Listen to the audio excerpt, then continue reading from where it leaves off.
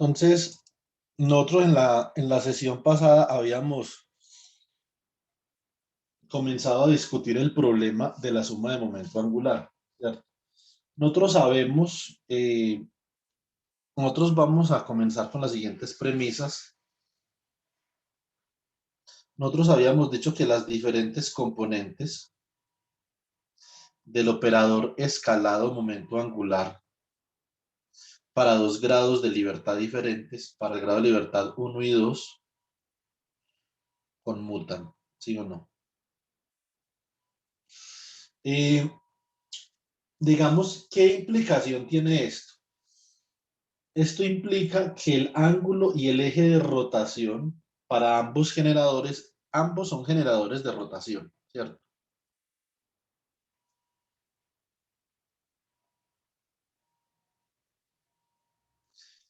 Generador de rotación en delta phi grados alrededor de n, ¿cierto? ¿Cómo conmutan? Estas rotaciones conmutan, recuerden que en general las rotaciones no conmutan. Estas sí conmutan porque corresponden a diferentes grados de libertad. Esto es el generador de rotación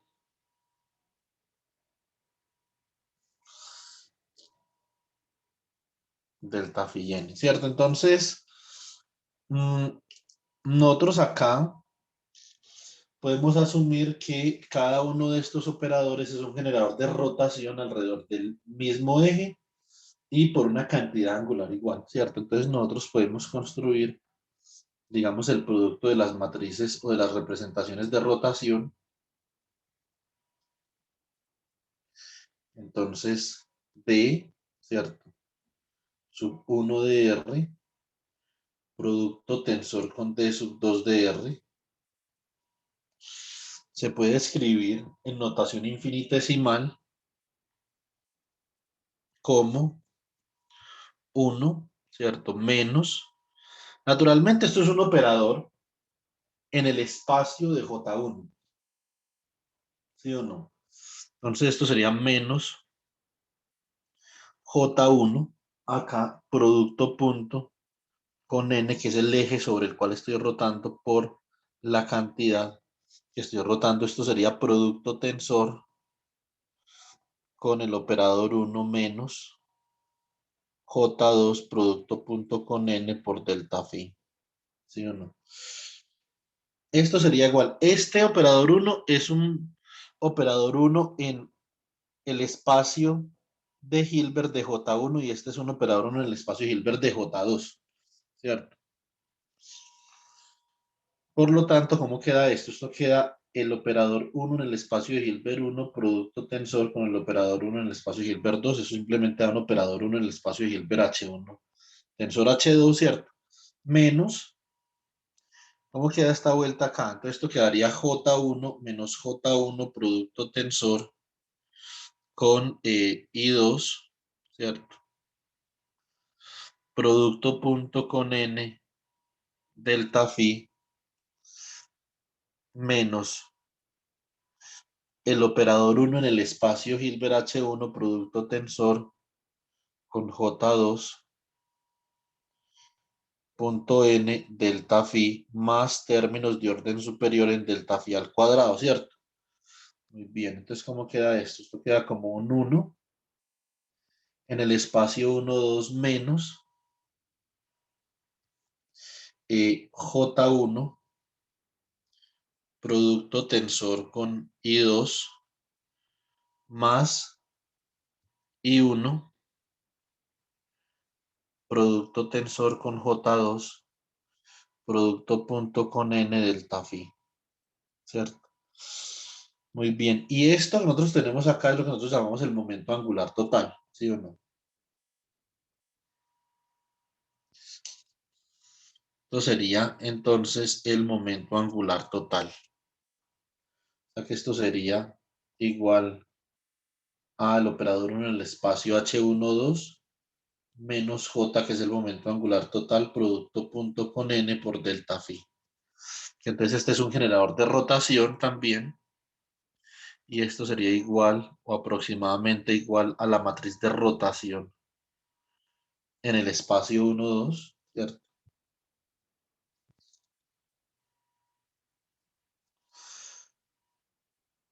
Y lo que es exactamente igual a la matriz de rotación en el espacio 1, producto tensor con la rotación en el espacio 2.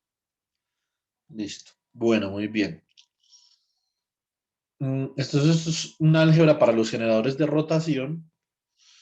Y de acá entonces nosotros podemos, digamos, enunciar el principio del momento angular total. El momento angular total es el momento angular que resulta de aplicar, de aplicar dos rotaciones de dos generadores diferentes, o tres, o cuatro, o 20, ¿cierto? No importa.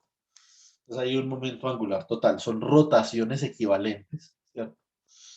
A partir de la aplicación de diferentes generadores de rotación. Entonces, no solamente son dos momentos angulares totales, podría ser, por ejemplo, un momento angular y un momento spin. Entonces, podría ser, por ejemplo, L más S sería un momento angular total, ¿cierto? Podría ser, por ejemplo, dos spines, como en el modelo de Heisenberg. Eso equivale a un momento angular total.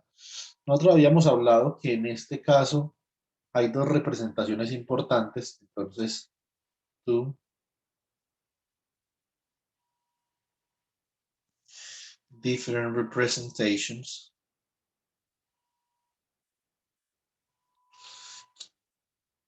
Listo, entonces teníamos la representación acoplada y no acoplada, ¿cierto? Entonces, uncoupled representation. Esto es un uncoupled representation que tenemos acá. Tenemos que en el uncoupled representation tenemos una base, ¿cierto? Una base que sería J1, M1, J2, M2, ¿cierto? Which is, esto es importante, a simultaneous eigenket of operators J1 cuadrado, J1Z, J2 cuadrado, J2Z, ¿cierto? Entonces, ese ket es, o esa base desacoplada, en la representación desacoplada, es un autoket de todos esos operadores simultáneamente, ¿cierto? También tenemos la base acoplada, ¿cierto? Entonces, en la base acoplada, coupled basis, o coupled representation,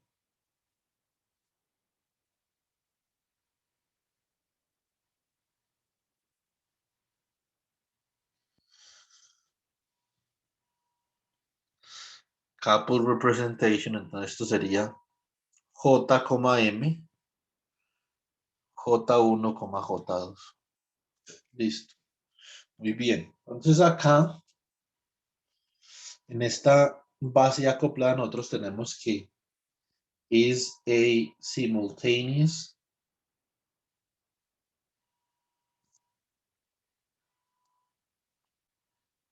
eigenket of operators.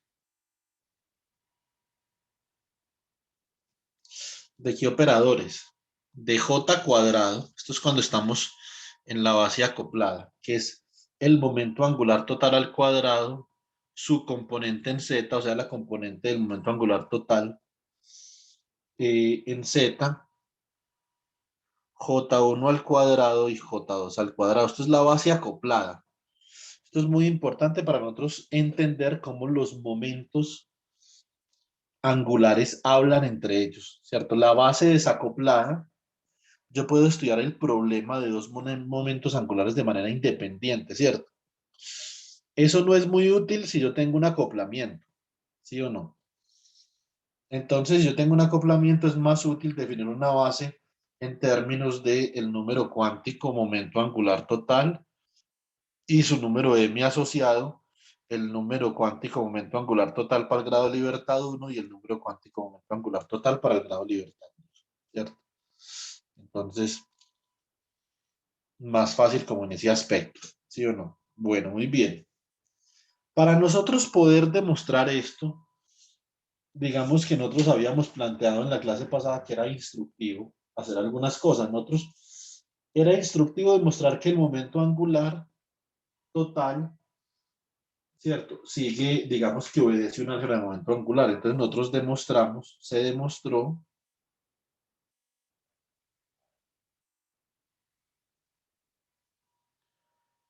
que el conmutador entre, por ejemplo, JI, esto es un J total, ¿cierto?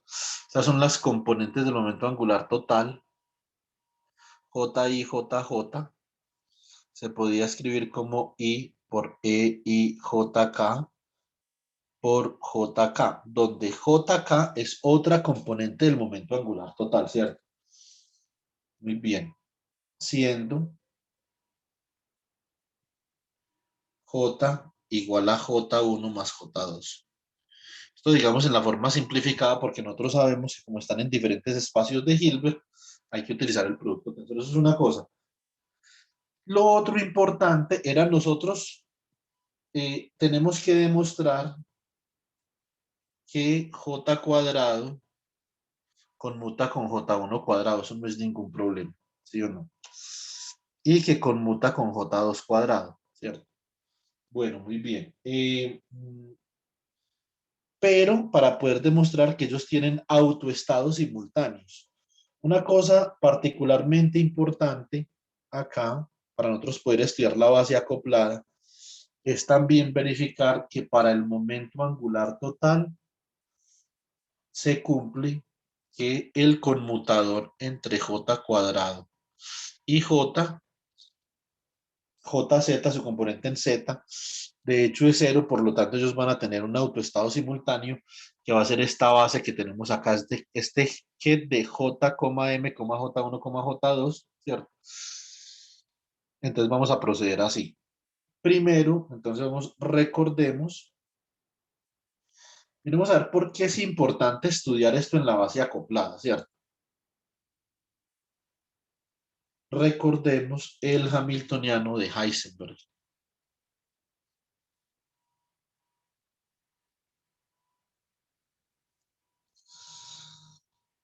Muy bien. En el hamiltoniano de Heisenberg tenemos un problema perfectamente válido, pero también perfectamente sencillo del acoplamiento entre momento angular. El hamiltoniano de Heisenberg es un hamiltoniano que tiene la forma J12, ¿cierto? Que multiplica a S1 punto S2, ¿cierto? Y este hamiltoniano se encuentra en el espacio de Hilbert H12, que es igual al producto tensor entre el espacio de Hilbert H1 y el espacio de Hilbert H2, ¿cierto?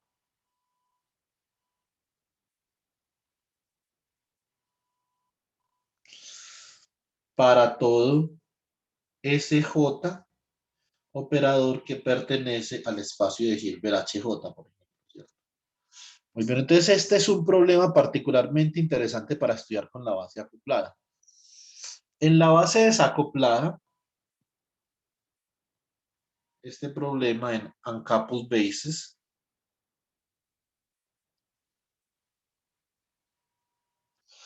nosotros tendríamos el que es de S1, M1 y S2, M2. En la base acoplada, que es coupled bases,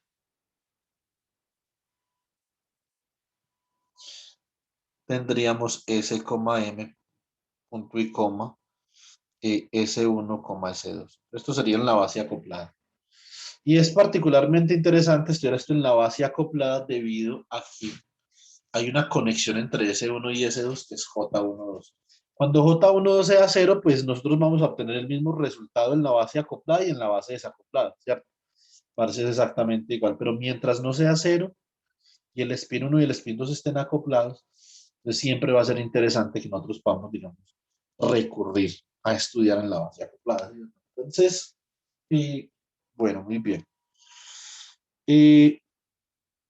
Ahora vamos a proceder entonces a verificar que J cuadrado total y JZ total tienen un autoestado simultáneo. Entonces, do J square, ¿cierto? JZ have a common eigenstate, ¿cierto? Entonces es una pregunta que se resuelve muy fácilmente, calculan el conmutador. Esto es igual, nosotros comenzamos este cálculo la clase pasada, esto sería igual a J1 cuadrado más J2 cuadrado, ¿cierto? Más 2 J1.J2 con J1Z más J2Z. Nosotros sabemos que J1Z conmuta con J1 cuadrado, J2Z, conmuta con J2 cuadrado, son el mismo grado de libertad y que entre grados de libertad distintos conmutan. O sea que básicamente eso es igual a dos veces el conmutador entre J1.J2 con J1Z más dos veces el conmutador entre J1.J2 con J2Z. Si bien ellos independientemente no conmutan, la suma sí puede dar cero, ¿cierto? Eso es una cosa que nosotros vamos a estar más que felices de demostrar. Entonces acá simplemente podemos utilizar la notación tensorial. Esto es 2 que multiplica a la suma sobre m, ¿cierto? De J1, m, J2m, ¿cierto? Con J1z. Muy bien. Más 2 de la suma sobre m de J1M, J2M con J2Z. Entonces esto sería 2 por la suma sobre M de J1M, J2M menos, perdón, por J1Z, menos J1Z, J1M, J2M, ¿cierto?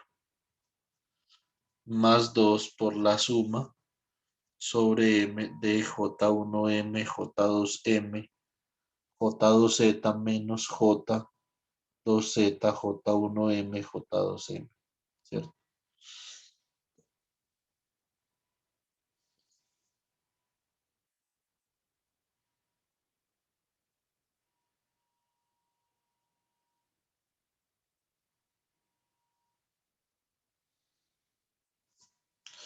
Listo.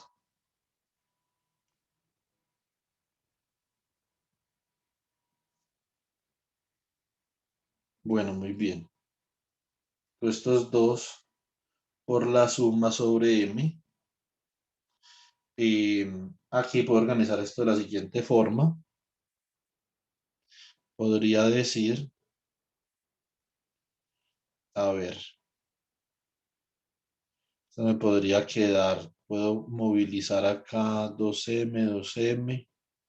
Muy bien, entonces esto me quedaría como J1M, J1Z menos J1Z, J1M y J2M. Sale de ahí más 2 por la suma, ¿cierto?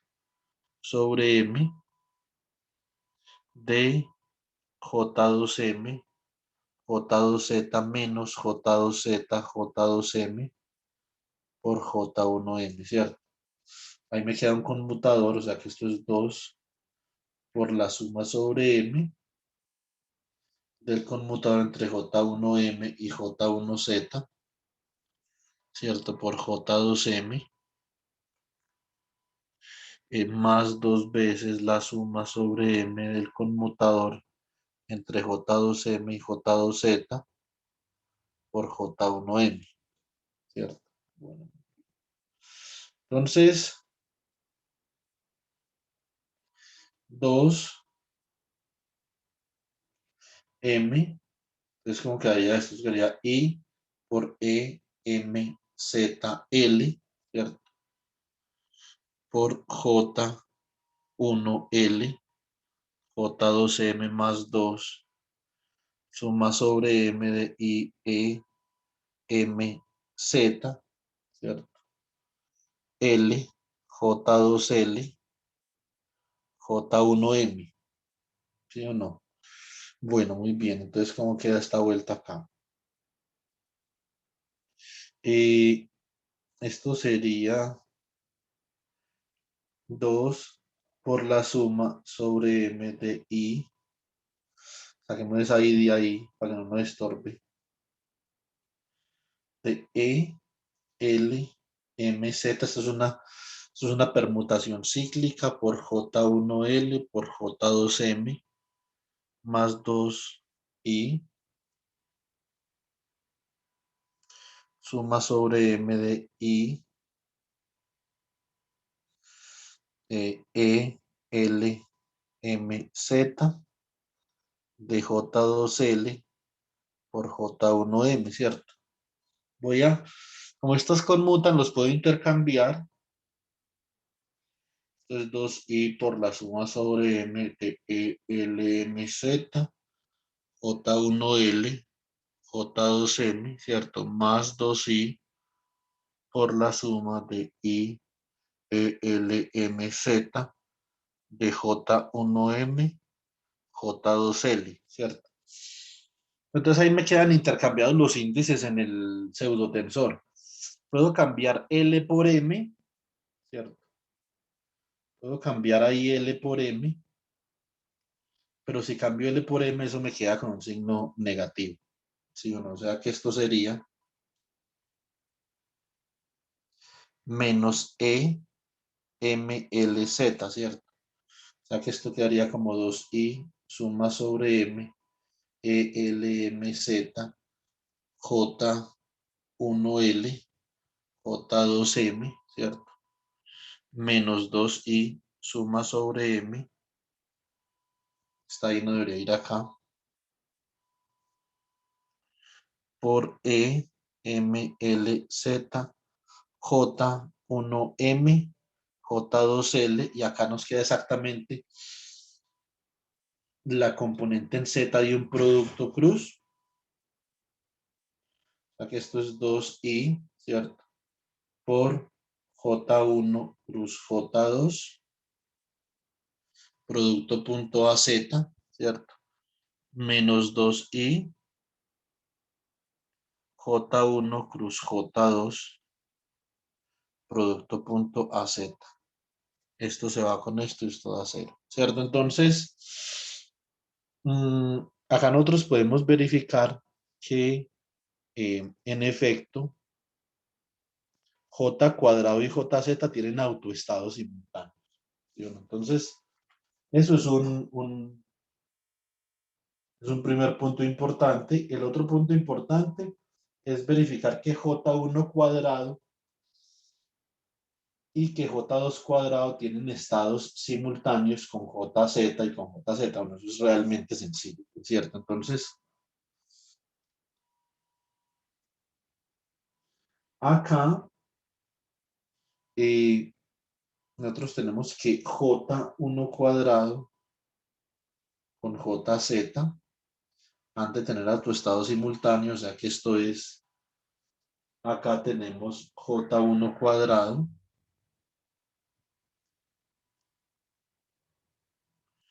con J1Z, eso es 0, y J1 cuadrado con J2Z más 0 todavía, ¿cierto? Si esto es 0, pues ya es más 0, o sea que esto es 0, o sea que J1 cuadrado y JZ tienen autoestados simultáneos y lo propio nosotros podemos decir con J2 cuadrado y JZ, ¿cierto? De la misma forma van a tener autoestados simultáneos. Muy bien, entonces J1 cuadrado con, perdón, esto es J2 acá, esto es J1 acá, ¿cierto? Esto es J1, esto es J2 cuadrado con J2Z y ambos dan 0 también, ¿cierto? O sea que J2 cuadrado y JZ tienen autoestados simultáneos.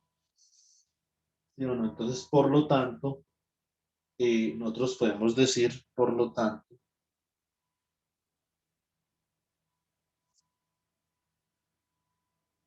J cuadrado, ¿cierto? JZ, J1 cuadrado y J2 cuadrado tienen autoestados simultáneos, ¿cierto? Entonces, por ejemplo, el ket de J, M es un autoestado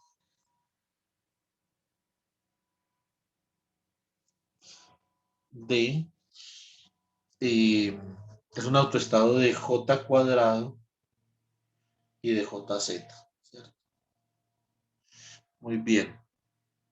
Entonces, el ket de J1, M1 es un autoestado de J1 cuadrado, ¿cierto? El ket de J2, M2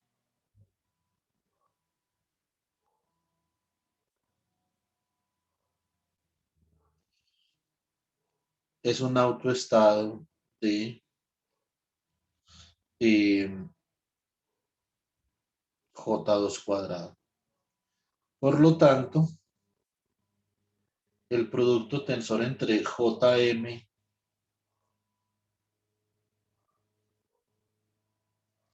el producto tensor entre JM, ¿cierto? Y J1, J2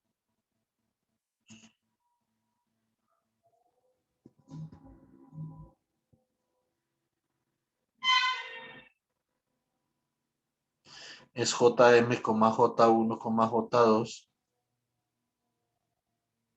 es un autoestado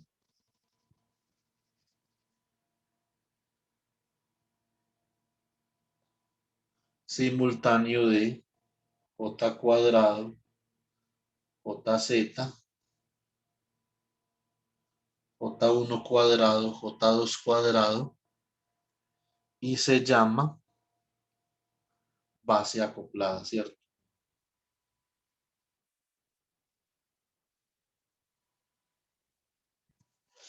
Listo, chicos, muy bien. En general, nosotros como J2 cuadrado y J1Z y J cuadrado y J2Z no conmutan, por lo que nosotros acabamos de demostrar, ¿cierto?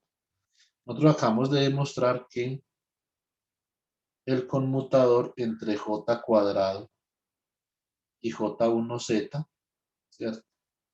No es otra cosa que I. ¿Qué podemos hacer con este producto cruz? Bueno, entonces, este primer producto cruz que nosotros obtenemos por acá es el conmutador entre J cuadrado y J1Z. Yo puedo mover ahí las cosas, bueno, pero de todas formas, pues igual esto no es cero. Si nosotros sabemos que eso cero no es. Entonces, esto es I, J1 plus J2 punto AZ. Y sabemos que J cuadrado con J2Z es igual a I que multiplica a J2 cruz J1 punto AZ, ¿cierto? Y esto es diferente de cero en general. O sea que nosotros en general no podemos establecer un autoestado común a J cuadrado, J1Z y J2Z, ¿cierto? Por lo tanto, el conjunto mínimo o el conjunto máximo de observables, ¿cierto? Que tienen un autoestado común serían J cuadrado, JZ, J1 cuadrado y J2 cuadrado, ¿cierto? Y a esto le llamamos entonces la base acoplada, ¿sí o no? Bueno, muy bien. Ahora, venga, yo pienso a ver qué más nos interesa discutir de esto. Bueno, podemos mirar, digamos, el problema de los autovalores para cada base, ¿cierto? Simplemente como para quedar claros. Entonces, para la base no acoplada, dime. Una pregunta, es que de pronto estoy confundido con la notación. Este ket JM es autoestado de J cuadrado y JZ, ¿cierto? Es Sí, decir, exactamente. que vive ya en el espacio del producto tensorial entre H1 y H2, ¿cierto? Sí, señor. Entonces, ¿por qué se construye digamos, el ket simultáneo como pues como si este ket JM estuviese en el primer espacio? ¿Me hago entender? No, no, porque usted está construyendo este ket que usted está construyendo acá es un ket que vive en un espacio que genera a J1 cuadrado, genera J2 cuadrado y genera J cuadrado. ¿Sí me explico? ¿Me podría repetir eso, por favor? O sea, este ket que usted tiene acá es un ket, primero que todo, tiene que tener en cuenta una cosa. Nosotros no estamos J1Z y J2Z no tienen un autoestado simultáneo con J, ¿cierto?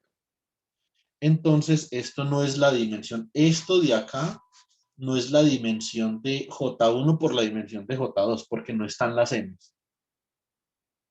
Eso es importante. Listo. De eso ya vamos a hablar en un instante. Acá no están las M's, por lo tanto, el número de estados, Esteban, el número de estados que usted tiene acá, no los está, es la forma como usted está contando. Puede mirar en el Sakurai, que ahí le enseñan la forma como contar estos estados. Usted acá está excluyendo, acá está excluyendo, un segundo,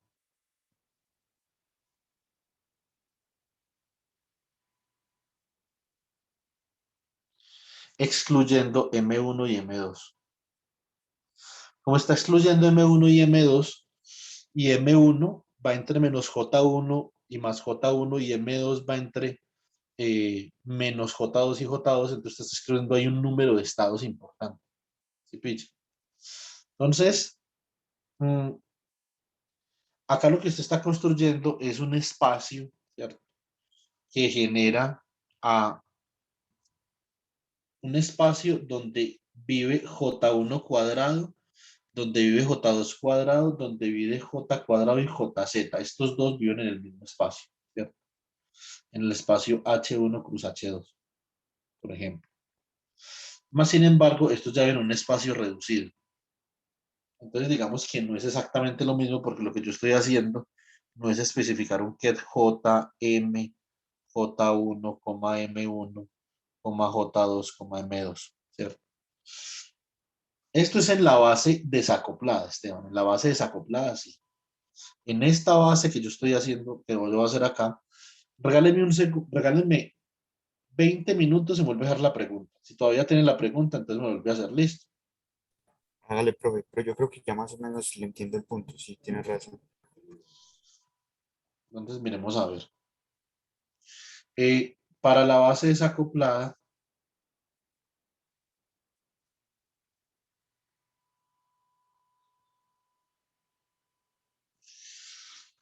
¿qué tenemos nosotros para la base desacoplada? Tenemos un autoestado común, ¿cierto? J1, M1, J2, M2. ¿Sí o no? Entonces, esto acá sería J1 cuadrado. Y entonces, este J1 cuadrado estaría actuando sobre J1, M1, o sea que esto sería como J1 cuadrado actuando sobre J1, M1, producto tensor con J2, M2, ¿cierto? Y esto simplemente es J1 que multiplica J1 más J2, perdón, más 1,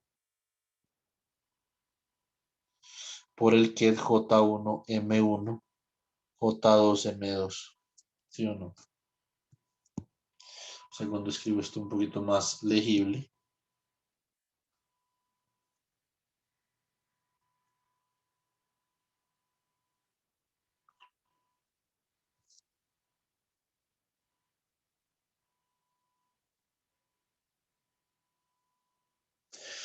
Muy bien. Entonces, este es un autoestado simultáneo con J1Z. Miremos a ver. Si nosotros aplicamos J1Z a J1, M1, J2, M2. Esto sería J1Z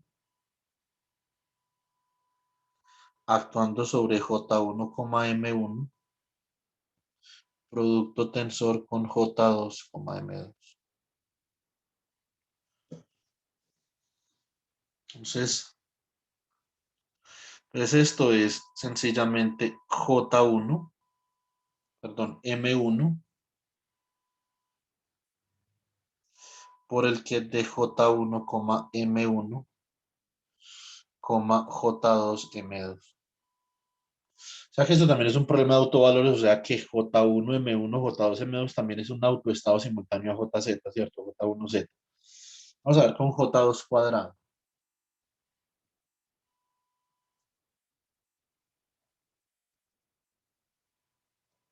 J2 cuadrado, esto sería actuando sobre J1, M1,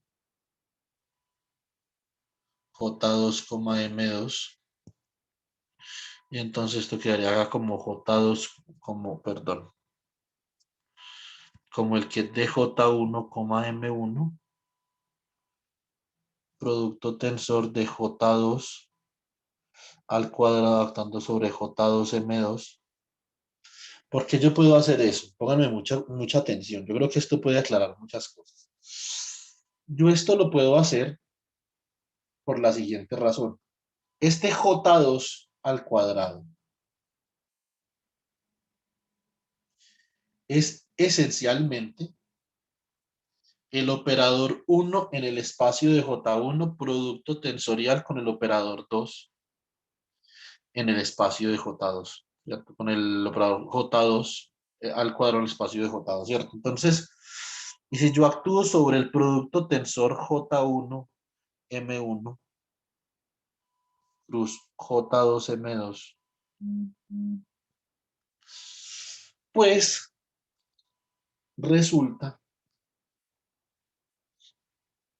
que yo tengo lo siguiente.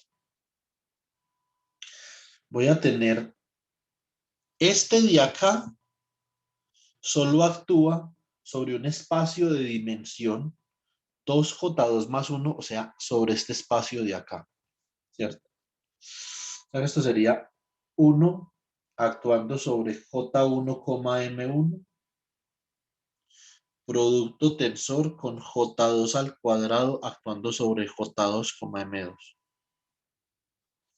Y esto sencillamente sería J2 que multiplica J2 más 1 por el que de J1, M1, punto y coma J2, M2.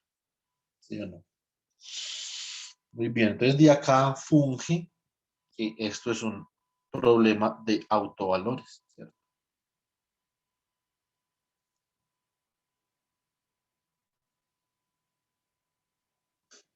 Muy bien. Listo. Nos falta J2Z, que es muy parecido.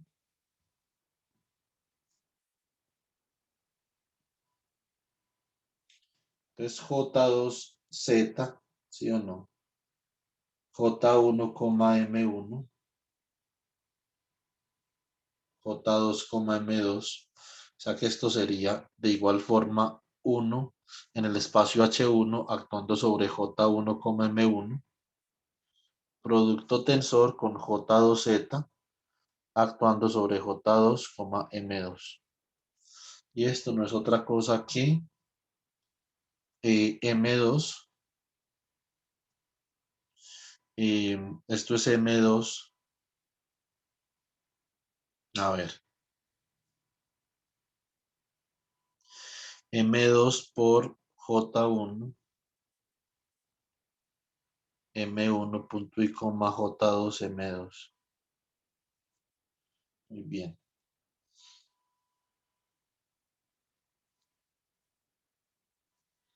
Listo.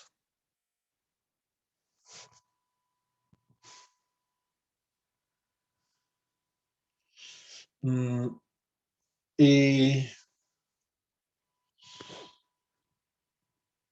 ahora podemos coger la base acoplada, que sería, digamos, la segunda opción, ¿cierto? Y entonces para la base acoplada, revisar que todos los operadores tienen asociados, como acá en la base desacoplada, J1 cuadrado, J2 cuadrado, ¿cierto?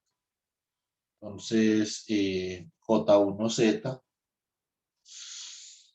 y J2Z tienen autoestados simultáneos. También para la base acoplada podemos verificar que todos los operadores asociados tienen autoestados simultáneos, ¿cierto? Para la base acoplada,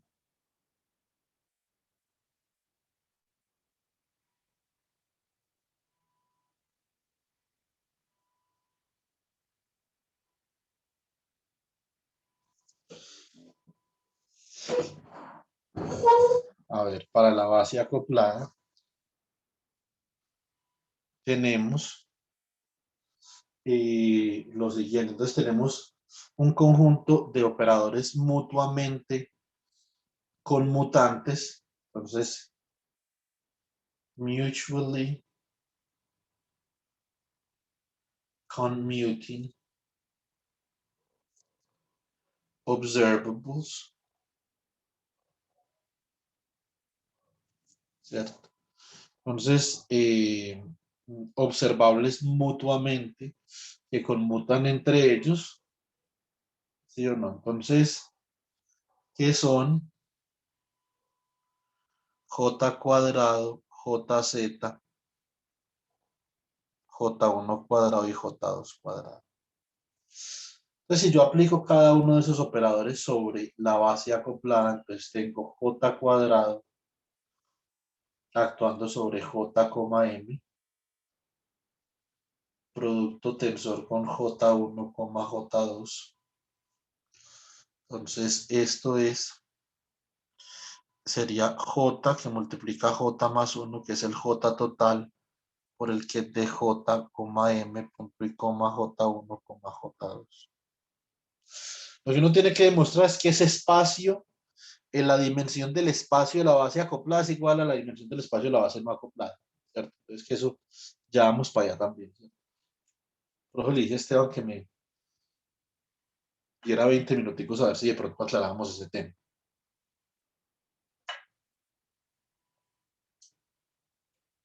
Mm,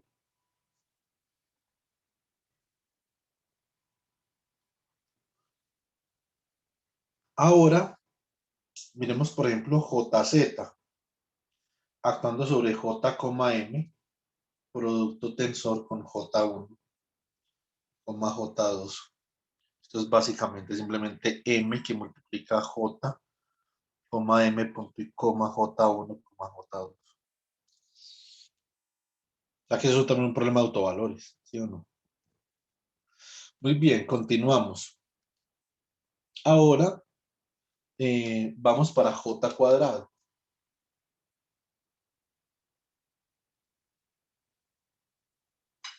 Segundo.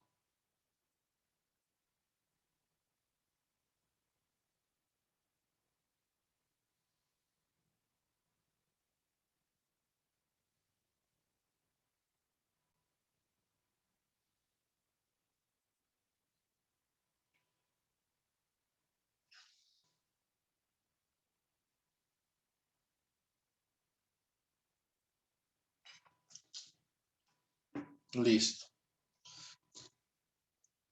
Entonces, para J1 cuadrado,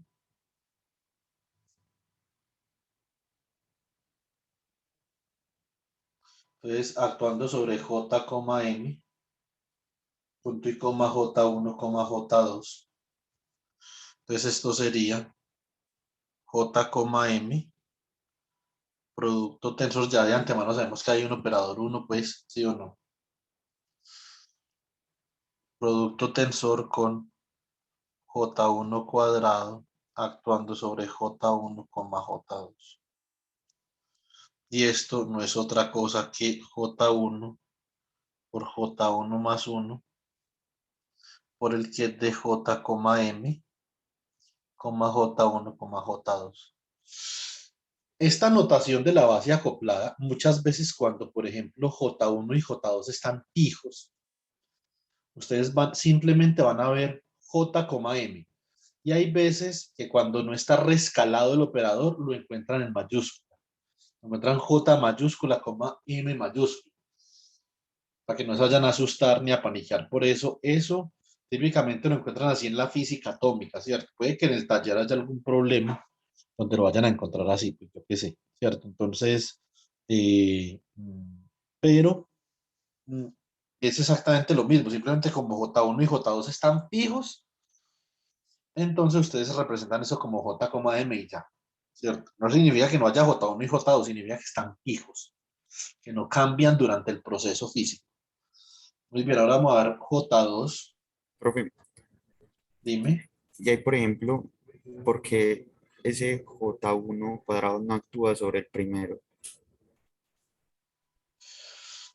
En el sentido de que es un producto tensor, Sí, en el sentido de que lo habíamos definido como J1 cuadrado tensor la unidad en el otro.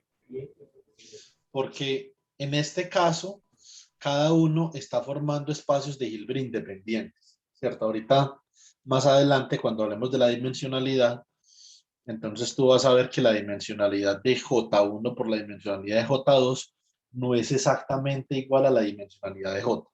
Es la suma sobre J diferentes. Entonces tienes que sumar todos los espacios de Hilbert diferentes generados para cada J particular. Es una buena pregunta, muy buena, de hecho, ¿cierto? Entonces, o sea, aquí no estamos construyendo, simplemente estamos asociando espacios diferentes, ¿cierto? A observables diferentes. No es que JK, digamos, en términos del espacio de Hilbert, pues Esteban, no es que esté construido con J1 y con J2, entonces si usted tiene, por ejemplo, esta base J, M, que usted la puede expresar como una base J1, M1, J2, M2, ¿no? Eso es para la base desacoplada, ¿cierto? Si fuera la base desacoplada. Acá no, esto es una base acoplada, ¿cierto? Entonces acá J cuadrado solo actúa sobre este ket y J1 y J2 actúan sobre este otro ket, ¿cierto? Debido al acoplamiento que existe entre ellos. ¿Sí me explico? Sí, profe, pero no sé, de pronto, pues sí, no sé, de pronto cuando expliques lo otro quizás lo entienda mejor. Pero es confuso, sino que yo no lo había Sí. pensado de esa forma como usted lo plantea, ¿cierto? Pero tiene usted toda la razón. Eso es confuso, sobre todo en términos de la notación, ¿cierto? Porque si usted, por ejemplo, construye el espacio de Hilbert, nosotros vamos a hacer un ejemplo con los ejemplos más sencillos posibles para poder, digamos, aterrizar esta formalidad. Entonces, de pronto con los ejemplos puede aclarar muchas cosas, pero tiene toda la razón. No le quito la razón, esto es confuso. Entonces, le pido disculpas ahí por la confusión. No, profe, tranquilo, pues sí, yo supongo que es cuestión de notación ahí. Ya vamos a mirar a ver cómo aclaramos ese tema. Entonces, si nosotros tenemos acá J2 al cuadrado, ¿cierto?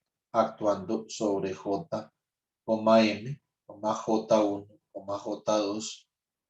Entonces, esto esencialmente sería J2 que multiplica J2 más 1 por el que de J, M por J1, J2.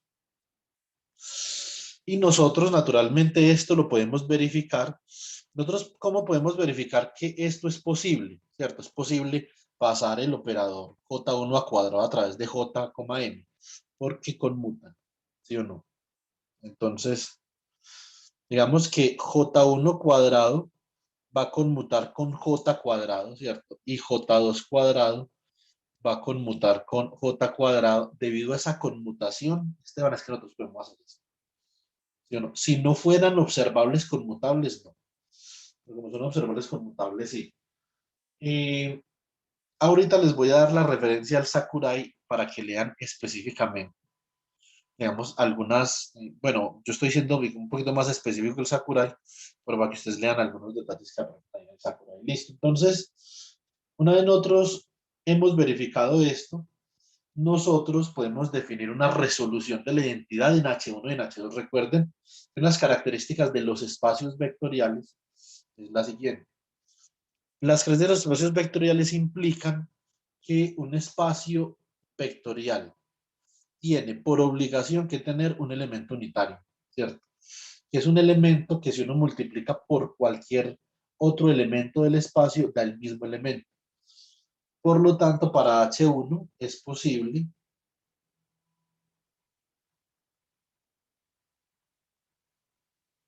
para H1 se puede definir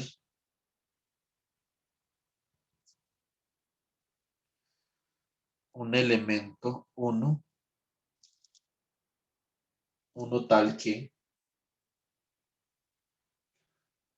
ese elemento en H1 lo puedo expresar como la suma sobre M1, ¿cierto? Del que de J1, M1 por el bra de J1, M1. Esa es la resolución de la identidad en H1, ¿cierto?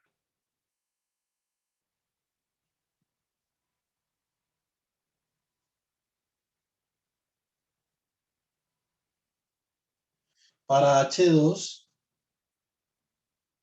se puede definir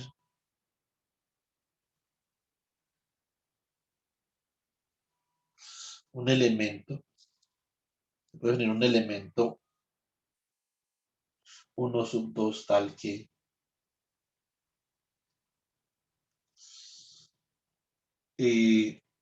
la suma sobre M2, ¿cierto?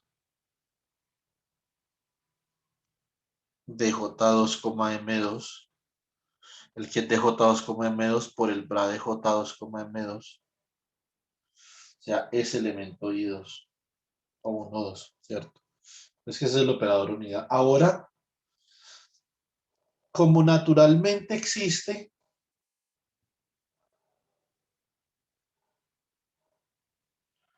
como existe un espacio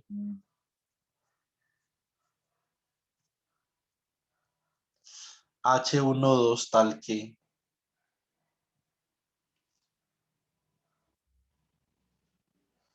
H12 sea igual a H1 tensor H2,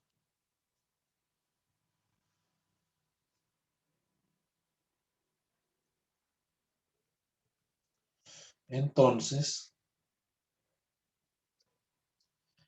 existe un operador 1 sub 1, 2 que pertenece a H12 tal que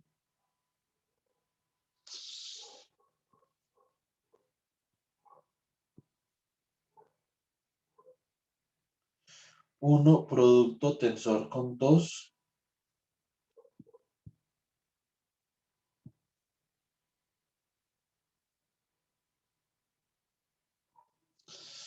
esto va a ser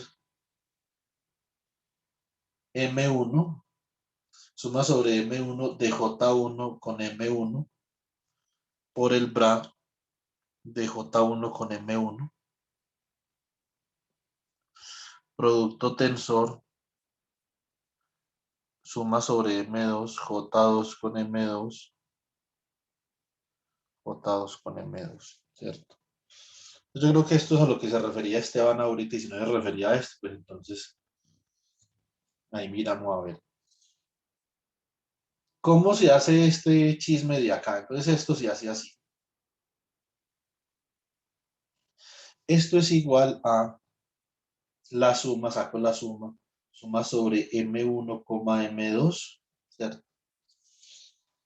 Y acá, entonces tengo que sacar el producto tensorial entre los diferentes kets y los diferentes bras, ¿cierto? Porque los bras y los kets viven en espacios de representación diferentes.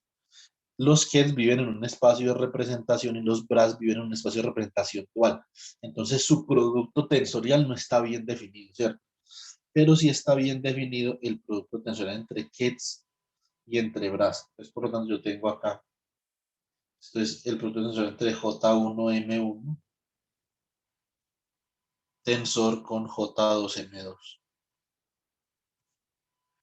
Y acá, entonces, esto tengo el producto tensorial entre el bra de J1, M1 con J2M2. Y esto me queda como la suma sobre M1, M2 de el ket de J1, M1, producto tensor J2, M2 por el bra de J1M1, J2M2. Y esto es la resolución de la identidad en el espacio compuesto, ¿cierto?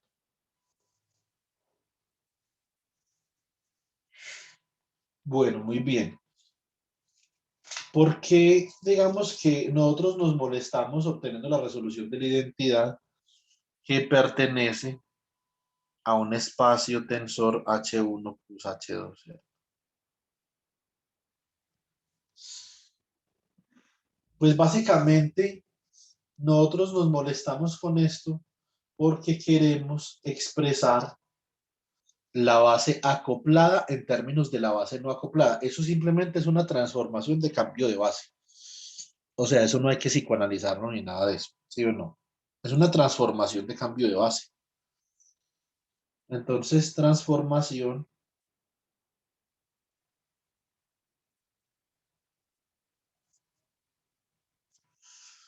de cambio de base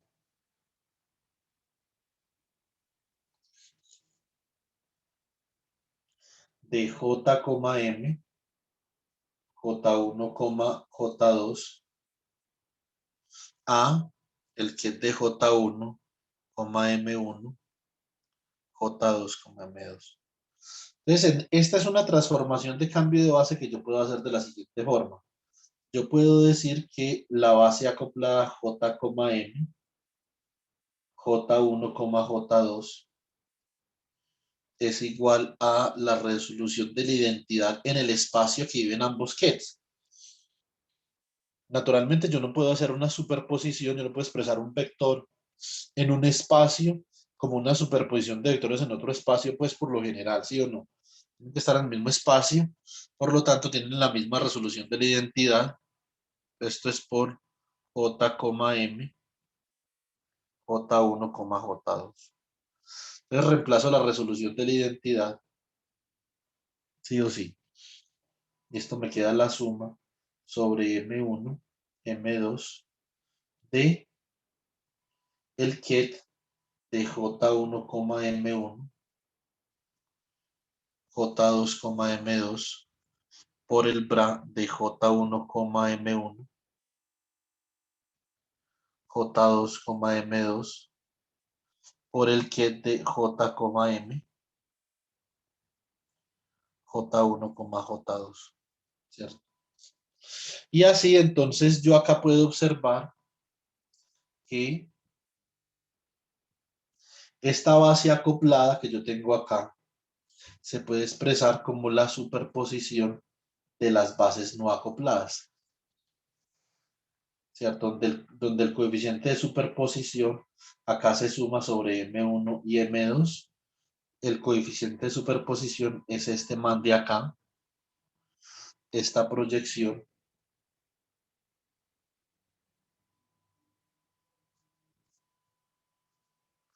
entre J1M1, J2M2 y j, m, punto y coma j1, j2. Yo estoy simplemente proyectando la base original sobre la base en la que quiero expresar la superposición. Esto es lo mismo que en análisis vectorial, pues común y silvestre, ¿cierto? Y acá voy a colocar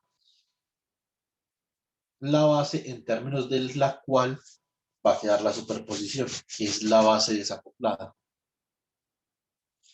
Entonces J1, M1,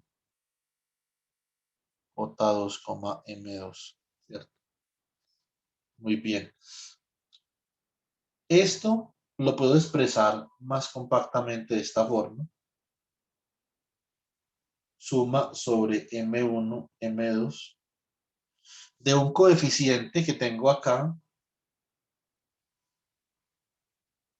Ese coeficiente que voy a llamarlo así, C sub J1M1, J2M2, super JM, ¿cierto? De el que de J1, perdón, el que de J1, M1, sí, J2, M2. Ese coeficiente de ahí tiene unas propiedades y hay unas tablas y eso es como medio bizarrocito, pues, ¿sí o no? Entonces, pero eh, nosotros vamos a hacer unos ejemplos lo más simple posibles para poder introducir conceptualmente el concepto de ese coeficiente, que simplemente es un coeficiente que sirve para ayudar a expresar la base acoplada en términos de superposiciones de la base no acoplada. Este coeficiente de acá tiene un nombre muy particular. A mucha gente le da mucho susto, pero es más el susto que lo que realmente esto significa. Esto se llama Clebsch-Gordon coefficient.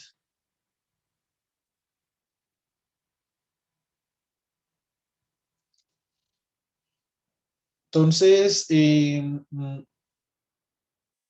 los coeficientes de Clebsch-Gordon, ¿cierto? Que son muy conocidos, son unos coeficientes que nos permiten hacer una transformación de cambio de base entre la base acoplada y la base desacoplada en un problema en un problema de adición de momento angular, ¿cierto? Vea, chicos, qué bonita que la bandera de Colombia ahí, ¿sí o no? Una fotico chévere.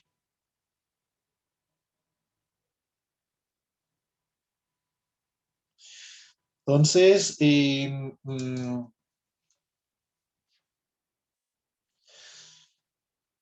digamos que uno lo que tendría que hacer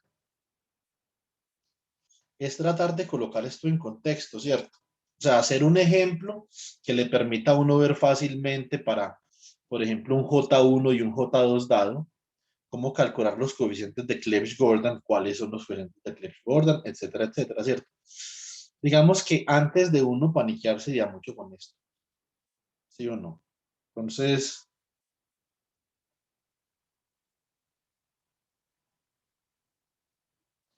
bueno, muy bien, hasta ahí hay alguna pregunta, inquietud o continuamos.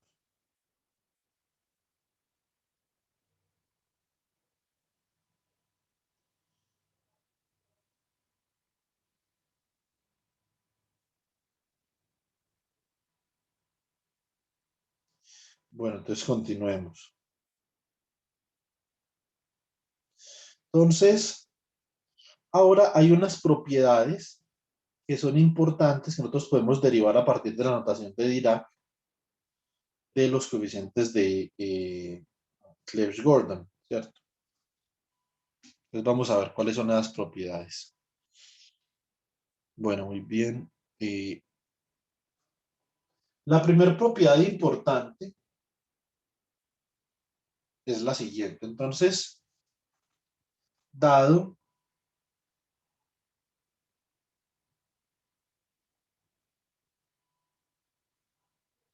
dado que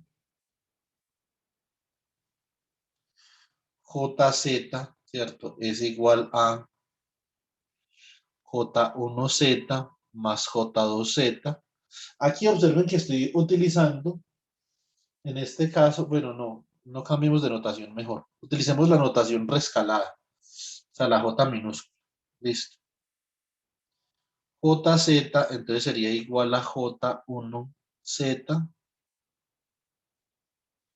más J2Z, ¿cierto? Y si yo aplico, entonces, si yo aplico JZ menos J1Z menos J2Z, ¿cierto? Sobre el ket J, M, J1, J2. Entonces, ¿qué puedo obtener acá?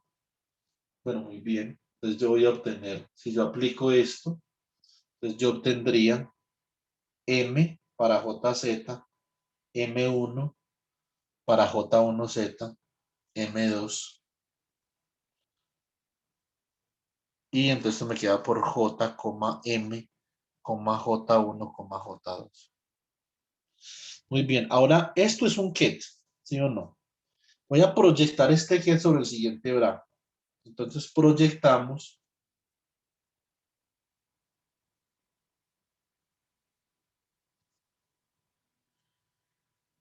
la expresión anterior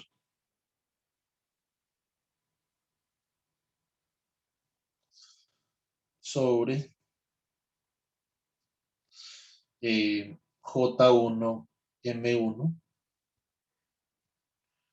J2, M2. Muy bien, o sea que esto queda como el bracket entre J1 y M1, J2 y M2 de M menos M1 menos M2, que es de J, M, J1, J2.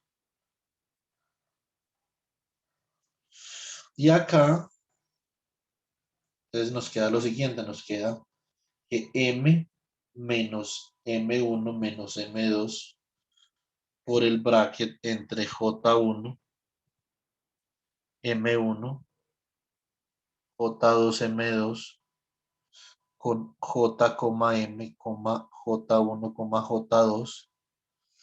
Esto es igual a 0, ¿cierto? Para que ese bracket no sea 0, obligatoriamente M tiene que ser igual a M1 más M2. Y este bracket de acá no es otra cosa que los coeficientes de Clebsch-Gordon, ¿cierto? Este bracket de acá es simplemente C, J1, M1, J2, M2, super JM, ¿cierto?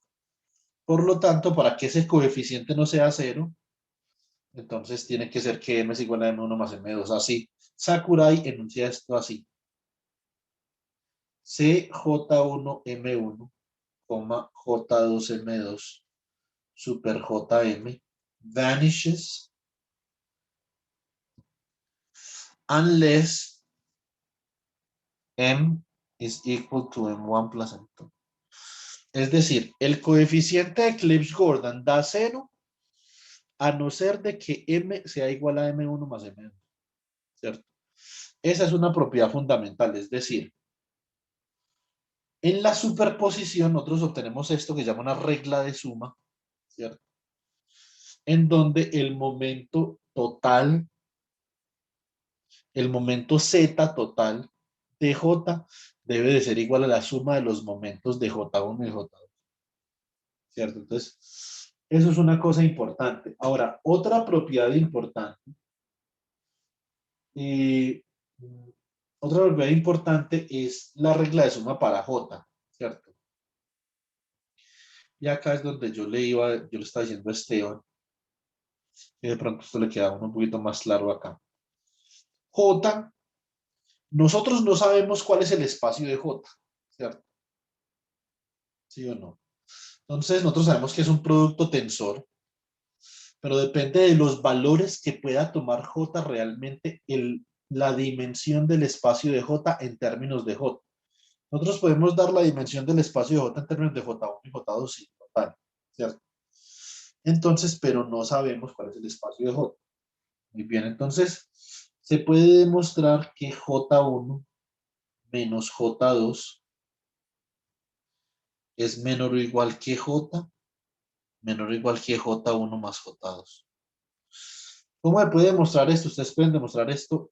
Les dejo para que lo demuestren con la desigualdad triangular.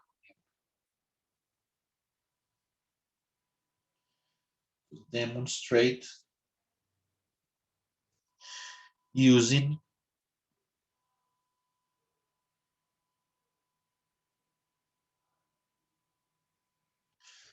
triangular inequality.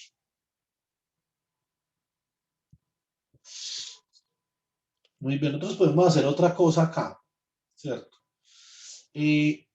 La dimensión del espacio de Hilbert para un J particular.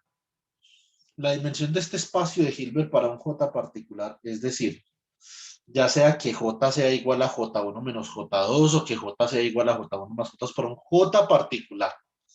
Entonces, the dimension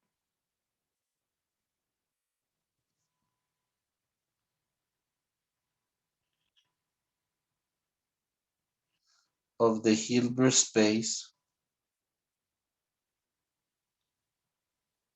for a particular J, ¿cierto? Entonces, la dimensión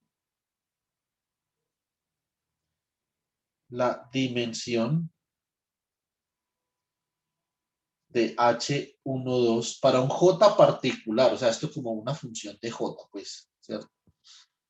Es 2J más 1. Entonces, ¿cuántos estados puede tener ese espacio de Hilbert? Usted tiene que sumar sobre todas las posibles formas en las que J se puede dar, ¿cierto? Entonces, el número de estados que tiene ese espacio de Hilbert, por lo tanto, entonces, number of states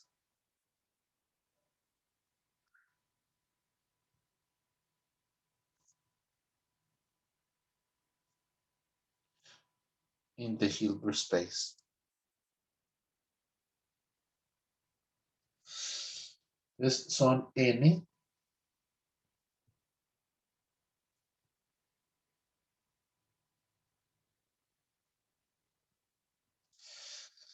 la suma desde J igual a el valor absoluto de J1 menos J2 hasta J1 más J2.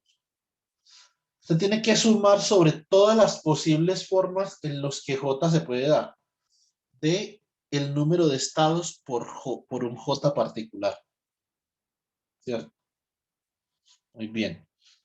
Si ese es el caso, ¿cierto? Si ese es el caso, entonces esto es una suma pues que ustedes pueden encontrar en un libro de cálculo convencional, pueden encontrar cómo hacer esta sumita. Sería un medio factor de 2 se multiplica J1 menos J2 más 1 más 2 que multiplica J1 más J2 más 1 por 2J2 más 1. O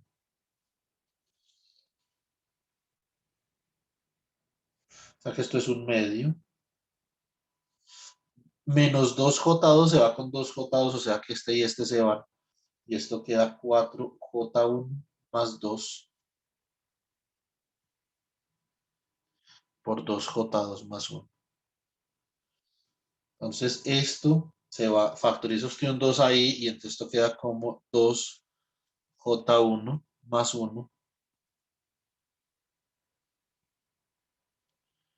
por un 2J2 más 1. Eso significa que con este rango de J's, en términos de J1 y de J2, yo puedo reproducir perfectamente la dimensión del espacio que yo sé que tiene el espacio, ¿cierto? Yo sé que ese espacio, o sea, yo sé que la dimensión de H12 es igual a la dimensión de H1 por la dimensión de H2, ¿cierto? Eso me queda a mí perfectamente claro, ¿cierto? Y esto es 2J1 más 1 por 2J2 más 1, ¿cierto? Entonces, naturalmente, acá, si yo puedo lograr que el número de estados para un número particular de estados, para un J particular, coincida con 2J más 2J1 más 1 por 2J2 más 1, entonces yo puedo, digamos, demostrar o yo puedo argumentar que realmente J está acotado entre J1 menos J2 en valor absoluto y J1 más J2. A mí se me olvidó decir una cosa acá. Esto que yo acabé de hacer acá, esta suma es válida siempre y cuando J1 sea mayor que J2. Si J1, y esto se cumple de cualquier forma. Si usted escoge J1 mayor que J, menor que J2, también se cumple. Lo que pasa es que aquí tiene que cambiar J1 por J2 y J2 por J1, pero vea que el resultado no cambia. ¿Sí o no? Entonces esto es como simplemente hacer la suma. Va a dar lo mismo si usted hace la suma desde J2 menos J1 hasta J1 más J2 que si usted la hace desde J1 menos J2 hasta J1 más J2. Eso simplemente es una propiedad de esta suma. No es una suma telescópica, pero es parecido. Bueno, muy bien. Eh, a partir de acá, entonces nosotros podemos comenzar a hacer un ejemplo que nos coloque más o menos en contexto para mirar a ver cómo es que se trabaja todo esto. ¿Alguna pregunta, chicos?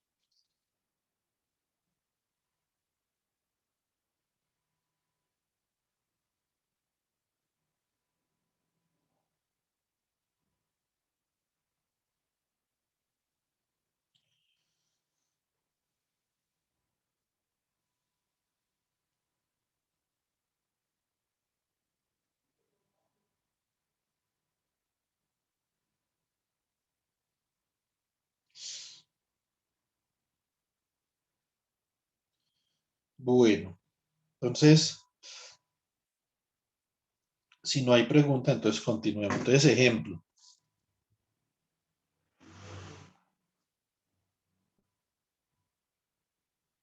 Nosotros no creo que alcancemos a terminar este ejemplo, pero pues lo podemos comenzar. Ejemplo. Two spin half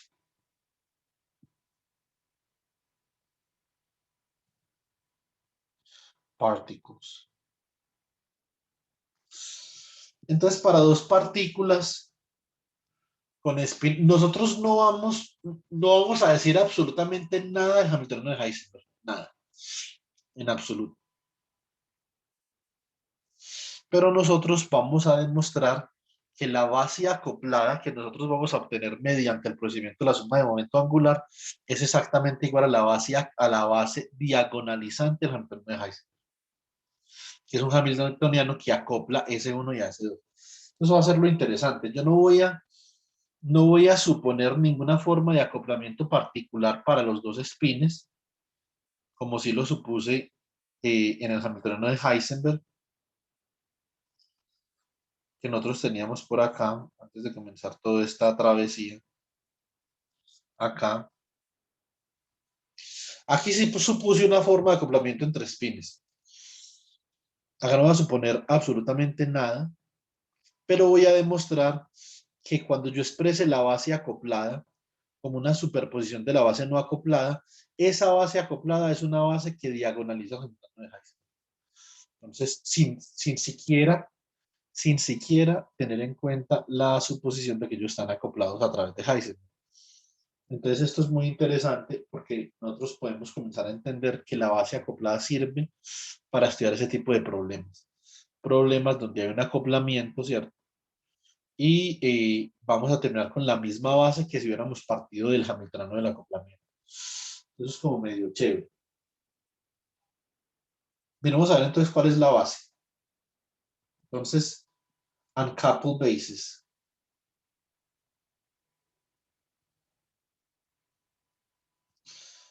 La base no acoplada, entonces nosotros ¿qué tenemos? Tenemos, por ejemplo, un producto tensor.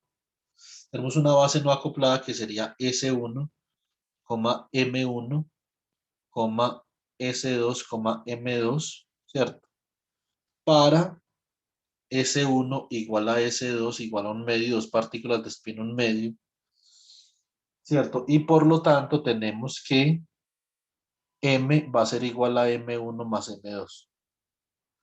Para cada caso esto será distinto, ¿cierto? Es porque usted puede tener S1 igual a un medio y M1 igual a un medio, coma, S2 igual a un medio, M2 igual a un medio. Entonces esto sería como el que un medio, punto y coma, un medio, un medio. Y para este ket, entonces nosotros sabemos que este va a ser un ket con S, ¿cierto? Entonces nosotros, ¿qué sabemos de S? Nosotros sabemos que el S total, ¿cierto? Si nosotros vamos a decir, listo, entonces ¿cuánto vale S? S va entre el valor absoluto de S1 menos S2 hasta S1 más S2. Pero ¿quién es S1 menos S2? Es 0, ¿cierto? O sea que esto va 0 es menor o igual que S, menor o igual que S1 más S2, que es un medio más un medio más, ¿cierto? O sea que S puede ser 0 y 1, ¿cierto? Por lo tanto,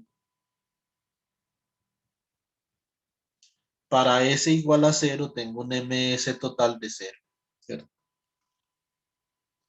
¿Que será equivalente a quién? ¿Quién es el MS total de 0? Recuerden que MS total es M1 más M2. Entonces, en este caso, pueden ser dos cosas. Que MS es igual a un medio más menos un medio, ¿cierto? En este caso, no debe nada.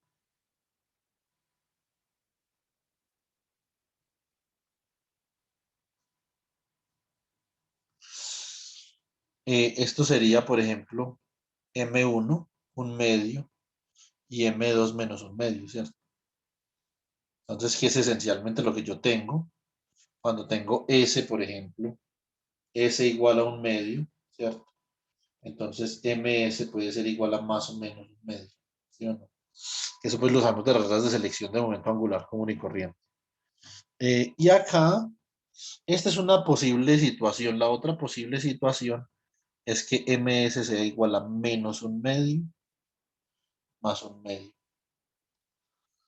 O sea, M1 acá sería menos un medio y M2 sería menos, ¿cierto? Listo. Entonces, ahora para el otro caso, para S igual a 1. Según las reglas de selección que nosotros derivamos ahorita, esto va entre S1 menos S2 y S1 más S2, entonces tú puedes tomar dos valores. S igual a 0, S igual a 1, para S igual a 1. Entonces tenemos MS igual a 1, 0 y menos 1. Esto corresponde, por ejemplo, ¿a qué tipo de situaciones? Esto podría corresponder a lo siguiente. A que MS1 es igual a un medio y MS2 es igual a un medio. Podría corresponder a que MS1 es igual a menos un medio y MS2 es igual a menos un medio, ¿cierto? Y lo mismo para MS0 podría corresponder a que MS1 es igual a más o menos un medio y MS2 entonces sería igual a menos más un medio, ¿cierto? O sea que para S igual a 1 tenemos tres estados y para S igual a 0 tenemos un estado. Bueno, muy bien. Ahora, entonces podemos mirar cuál es la base desacoplada, ¿cierto? Entonces, uncoupled bases.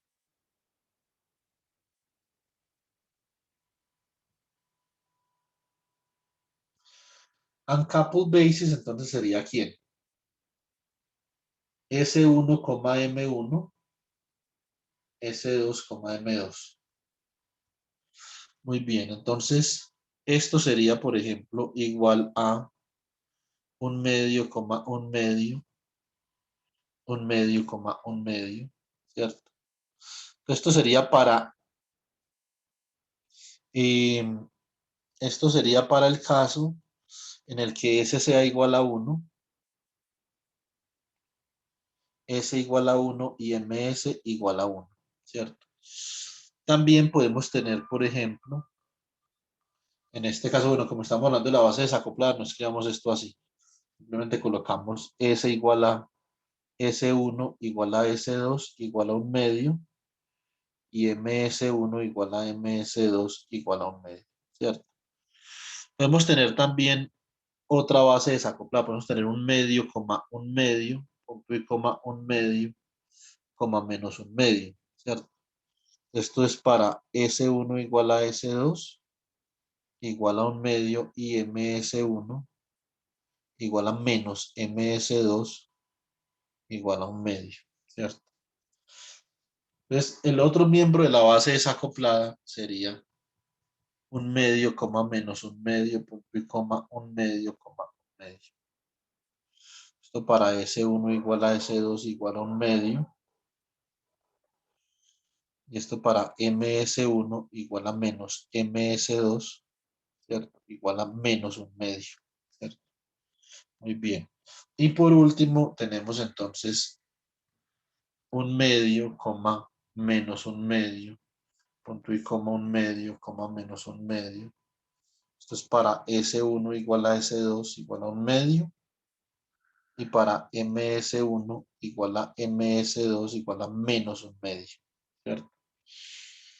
Muy bien. Entonces, base desacoplada. Muy bien.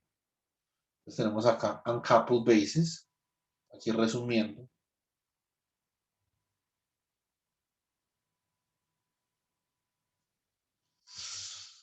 Entonces así, en el uncoupled basis,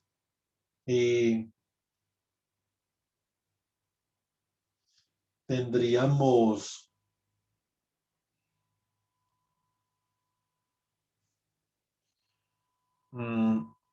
el ket de un medio, punto y coma, un medio, punto y coma, un medio, coma, menos un medio, coma, menos un medio, punto y coma, un medio, coma, un medio. Y tendríamos un medio, coma, menos un medio, punto y coma, un medio, coma, menos un medio. En la notación que nosotros hemos venido trabajando, este que es de acá, ustedes pueden verificar que corresponde al get up.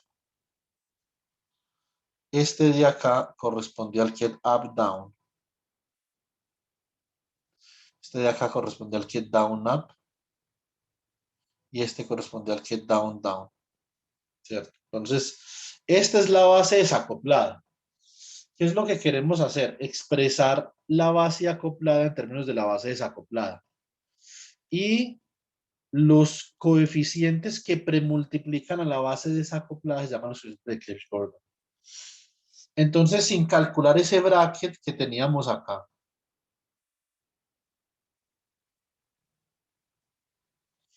sin tener que calcular este bracket de acá, vamos a ver la próxima clase que nosotros con un análisis bastante sencillo y podría decirse que trivial, podemos llegar a las coeficientes de Clebsch-Gordon. Por lo menos para este problema de dos spins. Entonces vamos a hacer un problema para momento angular total, ¿cierto? Para un J de un medio y un J de tres medios, ¿cierto? Entonces, uno sería un J de uno y un J de un medio. Porque uno menos un medio es un medio y uno más un medio es tres medios, ¿cierto? Entonces en ese caso iría entre un medio y tres medios el J. Bueno, muy bien. Entonces acá, ¿qué nos falta? Nos falta hallar los coeficientes de Clebsch-Gordon, ¿cierto? Vamos a hallar acá los coeficientes de Clebsch-Gordan y vamos a expresar la base acoplada en términos de esta base de acá que está desacoplada.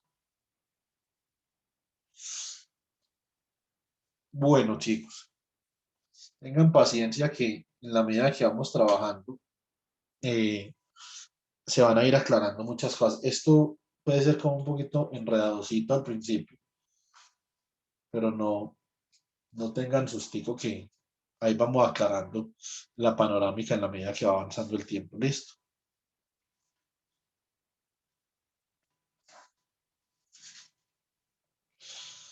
Bueno, jovencitos, Profe. Ah, dime. no, nada, que listo. Ah, ya.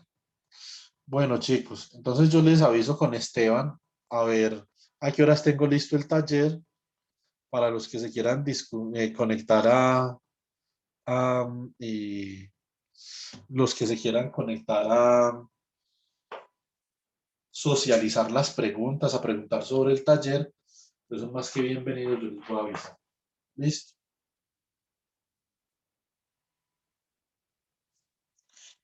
Si por algún motivo, razón o circunstancia que uno no sepa, pues yo he estado como medio embolatado con la cosa. No puedo entregar el taller hoy, sino que lo entrego el lunes. Entonces lo dejamos para el lunes 27 de septiembre y no para el viernes 24 de septiembre. Entonces, no me preocupe, yo creo que lo entrego ahorita. Listo. Listo, chicos. Esteban, ahí comencé a escuchar su audio. Ahorita lo termino de escuchar y le respondo. Disculpe la demora, por favor, ¿sí? Tranquilo, profe, pero la verdad, por ejemplo, lo que estabas explicando la vez pasada, pues al inicio de la clase, pues yo creo que tiene que ver mucho con lo que te había preguntado. Ah, bueno, voy a revisar a ver y le cuento. Listo. Profe, muchas gracias. Listo, jovencitos. Que pasen un buen fin de semana. Profe, ¿será que puedo hablar con usted un momentico? Y claro, Pues después de que termine la clase. ya acabó. Ah, listo. No, es para hablar de mi situación que apenas volví a Medellín. ¿Se acuerda que le había escrito un correo que yo estaba por fuera? Sí, Sí, estaba de entonces. paseo. No, estaba trabajando, profe. No mentiras, yo sé, sí. Sí, no, entonces era para pues preguntarle que, bueno, ya volví, ya tengo acceso a las clases en YouTube, ya tengo acceso a al material que está del curso, entonces ya me voy a poner a desatrasarme. Pero entonces yo le quería preguntar, profe, ¿usted cuándo cree que más o menos se va a terminar este curso? Mm, Pues, o sea, nosotros tenemos que entregar notas como el 24 de octubre, más o menos. Es que, sí, es que esa es la vuelta. Em, es que como yo ya empiezo la maestría, como me aceptaron y todo eso, yo debería intentar terminar el curso un poco antes, pero no sé si habría tiempo, no sé si le quedaría fácil a usted, Claro. pero entonces no sé cómo ¿Importa usted? podría ser. Mm, a ver, y es que usted ya vio los otros cursos de la carrera, solo le falta este, ¿o bien? Pues en este momento estoy terminando Laboratorio Avanzado 3 que tengo que entregar una simulación. Física Estadística tengo el final el 22 de septiembre y ya, ¿En y qué ya está entrego viendo la física tesis y ya. estadística? Perdón. ¿De qué es el final de física estadística? No, pues eso tiene un montón de temas. Es que el profesor me lo dividió en una simulación de una parte inicial y el final es de el resto de los temas del curso. Entonces es como casi que el 80% del curso ahí en el examen. Entonces eso tiene un montón de Y ya vio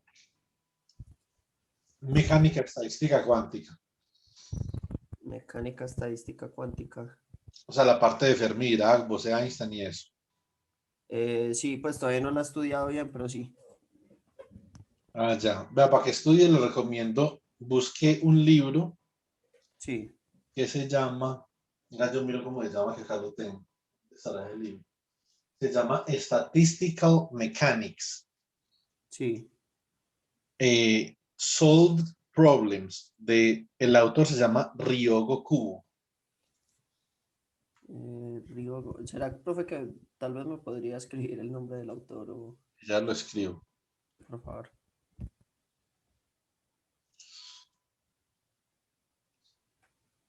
La madre, si ahí no está de parcial, pues. Entonces, pues no sé si está el parcial o no, pero igual puede estudiar mucho de ahí. Pues me serviría mucho para estudiar, sí. Ah, Muchísimo. vale, Y un poco profe, de ejercicios. muchas Por gracias. mecánica cuántica, no se preocupe.